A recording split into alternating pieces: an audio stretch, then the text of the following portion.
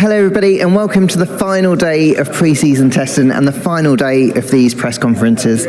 We will have 6 drivers with us, but a few of them are just running a little bit late. Some of them have been in the car as well. But I am delighted to say we've got Liam, Lawson, Ollie Bearman and Franco Colapinto joining us now. Liam, as you were first in the room, I'll start off with you. It looked like a productive test for you guys out there. Are you happy with the package that you've got heading into the season?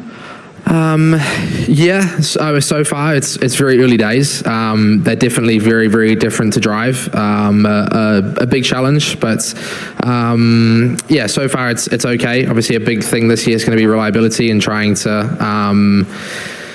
to obviously finish, some of the races because, even here we have run plans to try and achieve. And I think just completing a run plan in a test like this is a good achievement with how difficult these new cars are. So far it's okay.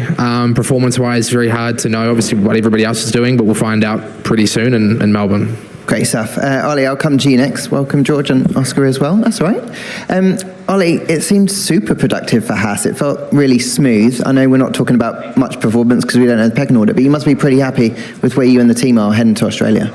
Yeah, honestly, we've been having a clean test so far in terms of reliability, which is really the key at this stage of the year. And this test, we bought a few small changes on the car and they've been working as expected. Honestly, the past 2 days have been by far the most productive, the ones where we've learned the most about the car, which is good because it's more or less the one that we're going to bring into Melbourne in 2 weeks. So, yeah, on that side of things, it's positive. We don't know where we stand relative to our competition, but we've been focusing on ourselves, and for the most part the run plan has been completed, and the items that we wanted to go through have been gone through. Awesome, thanks very much, Ollie. Franco, coming to you. Huge amount of laps on the board yesterday. The team obviously made a big decision to kind of put all their resources into this year, switch Mercedes power, early days, but does it look like it was a decision that was well made? Yeah, I think we are still learning a lot about the car, how the engine, the PU, it's all very different to last year, so it's very early to say, but at the moment it's going well. We are signing all the test items that we planned, and it's going more or less as we wanted. So at the moment it's going well and smooth, but yeah, now it's almost done here, so almost ready for Australia. Great stuff. Thanks, Frank. And Oscar, just coming to you now. Great turnaround to get out of the car and up here as well. It felt like it's been, like many of the guys on the sofa, productive for McLaren out here. I know you probably don't want to talk much about performance, but do you think you've got a car to go and fight at the sharp end for your first race? I think we're probably getting a little bit more optimistic. Yeah, I mean the testing's gone smoothly for us at least. We've been able to get a lot of laps in, learn a lot of things, both good and bad. And yeah, I think we've got some good ideas and good directions, and especially with such a big change in the rules, you're going to try a lot of bad things alongside the good things, and I think finding out all of anything you can before round 1 is always important. So I feel like we're making good progress. I wouldn't say we're leading the pack by any stretch of the imagination, but I feel like we're not too bad. Great stuff, thanks, Oscar. And George, thanks for waiting. There's been a few niggles like this morning, but generally speaking, it feels really smooth. Is this the best pre-season, do you think, Mercedes have had since you've joined the team? Well, I think there definitely has been positives, but for every time there is an issue, it does definitely set you back quite a lot. And obviously, fortunately for Kimi this morning, had an issue on track and he lost a good couple of hours. And the first test in Bahrain last week, we also had quite a few issues. So there's positives to take. The car's feeling good. The new power units are feeling fast, and we're making improvements every single day. However, we need to keep on improving the reliability. Great stuff. Thanks very much, George. Right, let's open it up to the floor. Usual drill, just raise your hand and name and publication, please. Thomas Marr, PlanetF1.com for all 5, please. In terms of the driving dynamics now versus where they were at the start of the Barcelona test, where do you feel the greatest improvements have been made, and does it feel a bit more natural to where we were, say, 2 weeks ago? Who wants to take that first? Yeah, I do think there has been a lot of progression, to be honest. I think every day one of a new set of regulations, you face challenges that you weren't anticipating, and the rate of improvement is very steep in those early days. And I think this test has been a much smoother test for everyone. If you actually look at the lap times and some of the race runs, the cars aren't actually a million miles away from the lap times we were seeing 12 months ago, and that was year 4 of a set of regulations. So I know there was a lot of heat after Barcelona and Bahrain, which was probably a little bit premature. I think on the whole, people are a bit more happy this week. Thanks, George. Oscar? I think it's definitely been a learning curve, and I think there's still some things that we need to do as drivers that are certainly very different to what we had to do last year. But I think the kind of optimization around driving that way, firstly as drivers, I think we're getting our heads around the new things we need to do, and as teams, making accommodations for having to drive a certain way now. So I think it has improved. It still is very different to what we had before, but I think naturally we've all probably found performance, and just with performance, it's made some creature comforts a little bit nicer as well. So I think we are making progress. Let's see what Melbourne's like. Thanks. Anything else, Franco? Do you want to add anything? No, it feels different, of course, to last year, but I think the progress is again very steep, and from one day to another things change, and the car is getting quicker and is feeling better. So again, I think in a few races we will feel even better than nowadays, and we will start to get more used to it, more comfortable and quicker especially. So I think it's too early to compare too much to last year, but it's definitely improving. Thank you. Ollie, Liam, anything to add? Cool. Next one, please. Craig Slater from Sky Sports. A question for George. Just checking the odds, George. You're still the championship favourite. Are you standing by the idea that Red Bull are still the biggest threat to you, potentially, despite the rocket starts Ferrari are making and the good race runs one or two others are having? I think we've got a lot of potential beneath us, but to win a race, you've also got to get off the line quite well. And I think the 2 starts I've made this week worse than my worst ever start in Formula 1. So, and Lewis down in P11 got into P1. So at this stage, I don't think it matters how quick you are. The thing that's going to trip you up is going to be that tallest hurdle. And that's what we're trying to get our heads around right now. And we're stumbling on some at the moment. Next one, please. Luke Smith from The Athletic. Picking up on the Ferrari rocket starts, I think Oscar and a couple of other you guys got a good view of Lewis yesterday. So what have you made of Ferrari's getaways so far through this pre-season testing? I thought mine yesterday wasn't too bad. I was last, but I think I passed about 4 cars as well. So I think it's just very random at the moment, and I think we're all kind of learning, what makes a good start, what makes a bad start. There's some pretty big pitfalls you can find if you get yourself in trouble. But even just, managing the power and the procedure is kind of one thing, but also just the way we do starts is much more difficult than last year. You've got a lot of power, the MGUK kicks in at a certain point, so it's trickier from every single angle. And I think what we're seeing at the moment is people just getting things right and other people getting them very wrong. So I would be, I think certainly in the first few races we could see some starts that look a bit like what we have this week, but I think we'll start to converge, hopefully, pretty quickly if you're on the bad side of that. Thanks, Oscar. Next one, please. Times were ready. Ronald Vodding, motorsport.com. It's one for Franco. Alpine has made quite at least a decent impression so far in testing. So does that at least give you the confidence that after a really difficult year for the team, you're now back in the fight to lead the midfield after the Big Four? And secondly, a lot of drivers have said that Melbourne will be much more challenging in terms of energy management, given the layout of the track. So how different of a challenge will that be compared to Bahrain and Barcelona? Yeah, I think adaptation will be one of the keys in this early part of the season. Changing track to track, everything changes. The way you drive, the deployment, and we'll see. We'll need to learn a lot in the sim as well before the race comes. How the performance is tricky to tell. I think there is 4 teams quite far ahead, and then it's the rest of the teams that we are also very close together between all of us, and we'll need to wait and see in race 1 where we really are. Thanks, Franco. Next one, please. Let's draw the race. One for Liam. Obviously, everybody's been working quite hard in terms of getting the car working as they want under braking, so you can actually turn in, rotate the car as you want. It seems to have been maybe a little bit harder in the V-Carb than some of the others. How have you found it, and how much progress has been made in terms of getting the car where you want it so you can be confident and drive the way you want to?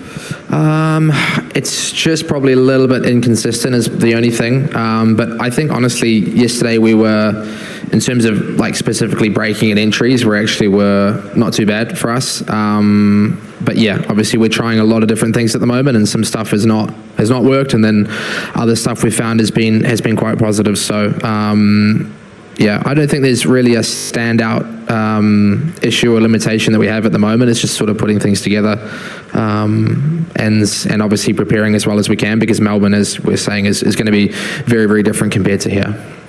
Thank you, Liam. Next one, please. Nate Saunders from ESPN. Sorry, I've got 2 questions. Ollie, George just said the starts feel like worse than his worst ever starts. What have Ferrari-powered starts felt like for you in the cockpit? And Oscar as well, if you don't mind, some reports about changing your management team up this year.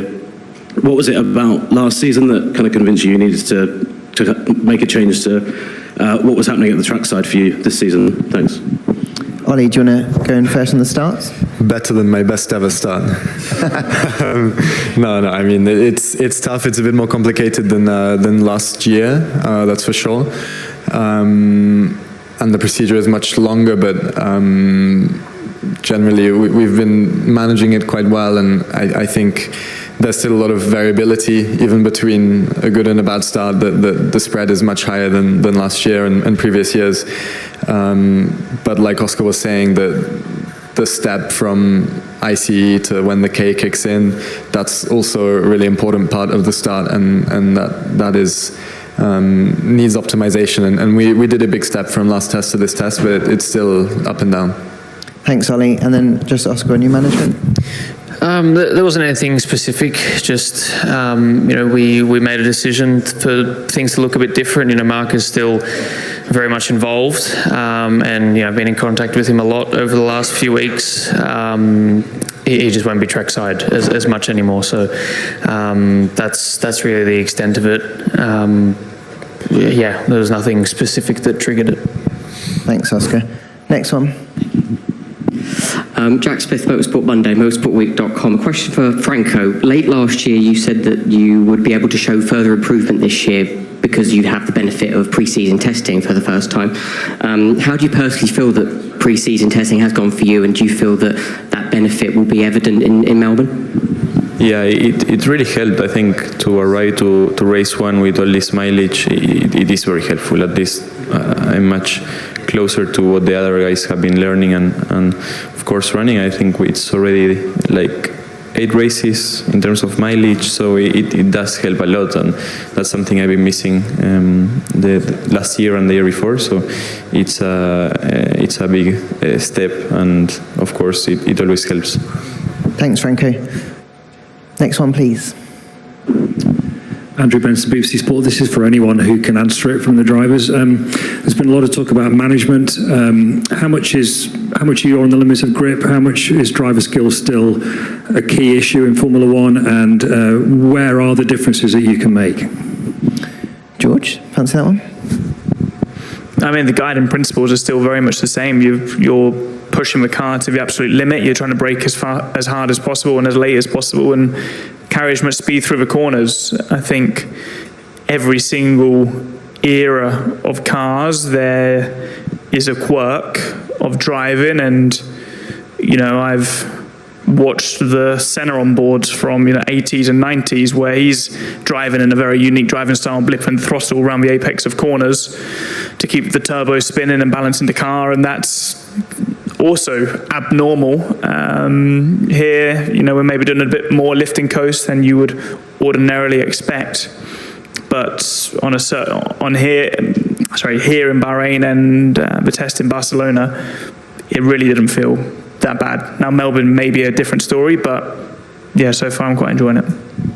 Thanks, George. Anyone else, Ollie? Yeah, I mean, there's some new parts.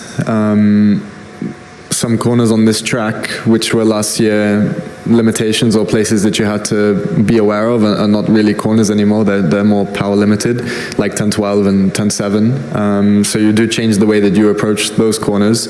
And where last year 10-12 you were 40 kph faster, this year it's not really a corner anymore. And that is a bit strange. But for the rest, I think you're still pushing to the limit, even if the limit is a bit lower at the moment, but it's not feeling out of this world. I think once we get used to the differences in some corners, you just adapt your driving style and then it feels like the new normal.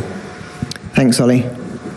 Cool. Let's move on. Next one, please. Andy Gröbel, Servus TV. Question basically to all the drivers, whoever feels can answer it best. Those aero rigs were designed to make overtaking easier and following another car better than last year. So speaking of dirty air, can anyone of you give us an impression, has that at least improved? Can you follow another car better than you could at the end of last season? Who fancies that one? Well, you definitely can, because there's less aero on the cars, so there's less disturbance.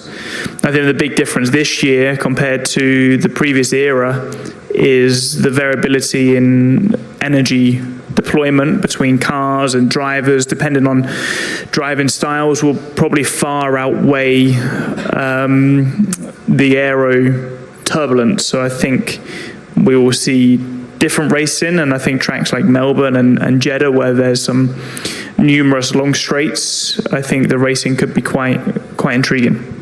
Thank you, George. Next one, please. Nigel Chuse, Sky Sports. Question to George. George, you said last week that Red Bull's energy deployment was scary. Are you still seeing that this week, or has your opinion changed? Yeah, their deployment definitely still looks the best on the grid, which is, kudos to them, and I think was a bit of a surprise to everybody. So I think let's see come Melbourne how things shake up. I think the Mercedes powered teams have made a lot of improvements since day one of Bahrain last week, so that gap has closed drastically. But we're obviously day 6 of Bahrain testing now, whereas in Melbourne you've got 3 hours of practice, and that's the main point of the concern. Thanks, George. Next one, please. Ronald Vodding, motorsport.com. It's basically a follow-up to that, to George and Oscar, because both of you mentioned Melbourne and the challenge in terms of harvesting related to the layout. So how much different will that be from a driver's perspective than what you've had before? And related to that, given testing was in Barcelona and Bahrain, how well prepared do you feel for it? Oscar, do you fancy that one first? I mean, from the simulator running I've done, it's very different. I think at certain tracks we're going to be much more harvest limited than we are here. Here, depending on kind of where you set your optimality, you don't have to do much super clip or much lift and coast. Whereas in Melbourne, I think if you didn't want to do any, you'd be running out of energy very, very quickly. And again, it just depends on the layout of the circuit. Jeddah is another one. Places where you have a few straights linked together by fast corners, where it's very difficult to harvest. That's where the most kind of abnormality is going to come. There's going to be some big differences, but in saying that, again, you can change things around a lot. We've seen people here in turn 12. You can definitely make it a corner if you want to, and it's a lot harder than it was last year. But at the moment, it's kind of all set before you get in the car. You can change it on the fly, but it's not. It's a bit different because you're not just managing on the throttle, let's say. So Melbourne is going to look quite different, I think, and will be a challenge for us all, I'm sure. Thanks, Oscar. It was to you as well, George. Do you want anything? Cool. In which case, we've run out of time. Thanks very much, guys. See you in